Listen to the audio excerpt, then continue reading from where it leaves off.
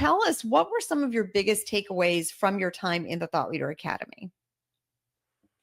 Ooh, the vulnerability was probably the biggest one, as well as humor. And I'm very comfortable, I mentioned, telling other people's stories. And so it's new for me to really tell my own in this type of setting. So I tell them in retreats a lot or one on one in coaching, but in a larger audience, I hadn't figured out how to do that from a bigger stage. And so Mm, it's an opportunity for me. And mm. then humor, I'm so very serious. And so humor is new as well. And hopefully I can continue to incorporate that. Yes, good. So I'm glad you mentioned those two things, because in the Thought Leader Academy, we talk about adding layers to your talk, right? And those are some of the layers: stories, humor, ways to engage the audience like that. And as I said, I think your story, being that it's personal story, brings the audience in. And it can be hard when you're in a very serious profession to incorporate humor, or to incorporate your own personal stories, because it feels like you have to have sort of a division between your own personal self and the content you're sharing or the audience you're speaking to. But as you can see, in fact, it's very effective for bridging that gap. So well done to you. So thank you for sharing that.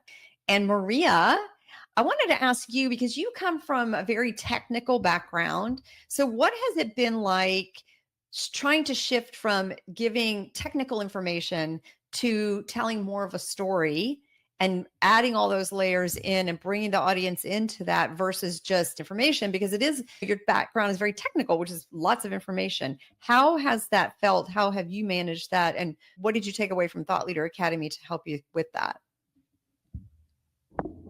Great question. It's almost like I planted that one, although I didn't. But to me, one of the most impactful changes in going through this experience is how you've taught us the journey to the thought leader and how you start. And that's a lot of information. And a lot of this is, what should you be taking away? And I'm still working on that.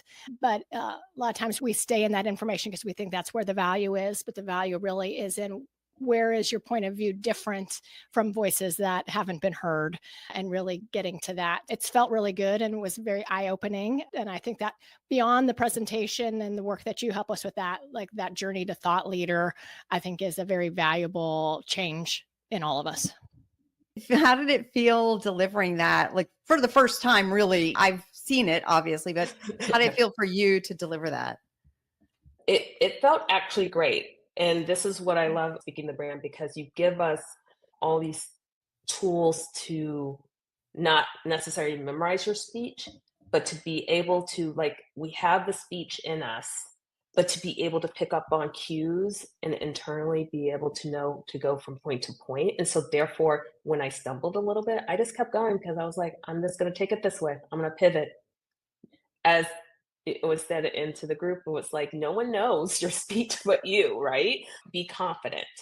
And that's what I picked up from all the wonderful people in our cohort of, okay, we're going to do it. We're going to have tech issues. We're going to have all this, but we're going to do it. We're doing it. So Yes. it was Well, amazing.